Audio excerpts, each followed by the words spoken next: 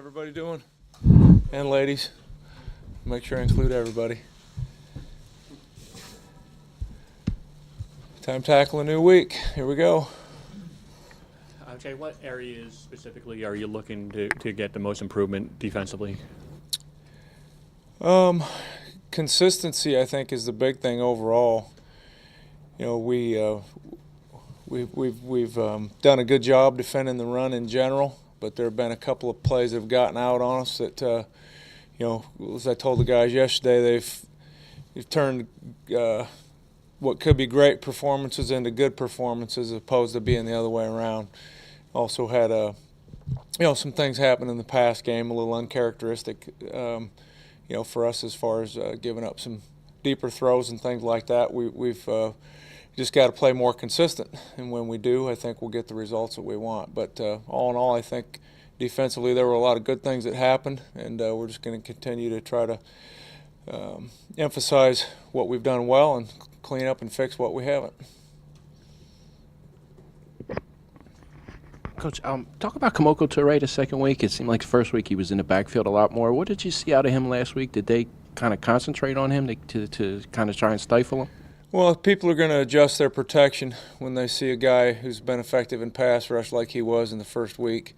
And so they did that, and we anticipated that they would do that. So sometimes, you know, until you start getting into the X and O game, cat and mouse game, and moving guys around and bringing them from different places, you have to be ready for people to make those adjustments. But, you know, the kind of pass game that they were using was a little bit different than Washington. The ball was getting out quick, and sometimes you just don't have time to get there. So he'll show up, and we'll find ways for him to show up, and that'll be an ongoing thing from week to week.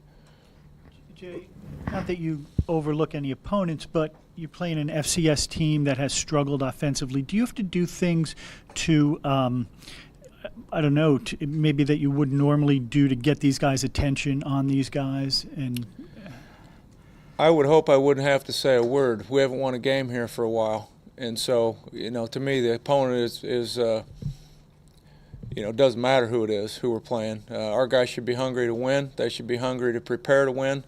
We're hungry to prepare them as coaches to win, and that's what we're going to go to try to do. They're not foolish when they put the film on.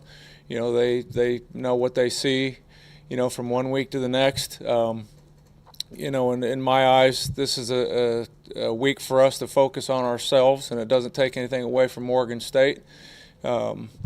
You know, because, you know, by their own right, they've got some guys that do some things well, even though they haven't won a game yet. And we found out if we don't prepare well and play great, you know, you don't get the result you want. So we got to be ready to go.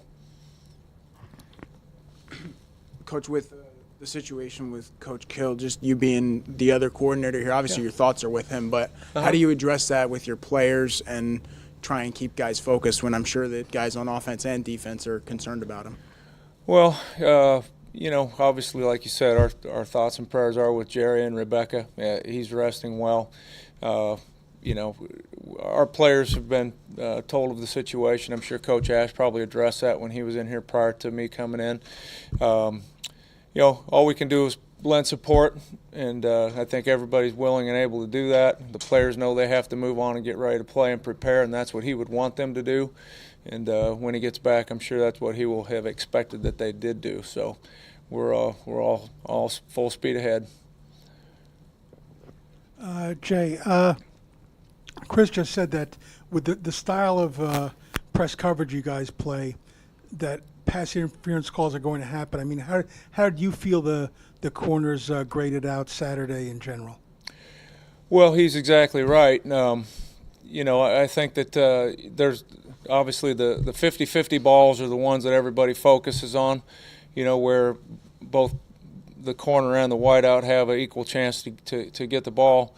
You know, we had a couple of interference calls. Those are going to happen when you're competing for the football. As long as we're playing with the right kind of technique down the field in terms of whether or not we're looking back for the ball or playing through the hands of the receiver, as long as those techniques are being used by our players, we'll live with the end result. But, you know, we try to take away free access throws by how we play and make it tough for the offensive guys to, you know, to find ways to throw completions. And, I think the good far outweighs the bad in terms of what's been happening with our pass coverage, not only last year but within these first 2 games. So we're going to stick with what we do. That's who we are. We believe in it, and our players will bounce back. And again, we're correcting mistakes in those areas where they've shown up.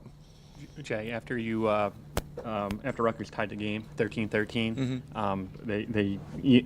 Eastern Michigan went down, drove, got a field goal. How disappointing was that once the game got tied that the defense wasn't able to get a stop on that one drive? Well, it's always disappointing when you give up points. Certainly we would like for that not to happen, and we would hope that we could not allow that. But their credit, they made some plays and did what they needed to do to get the points on the board. It's our job to stop them. We didn't do it, and we have to do a better job of it.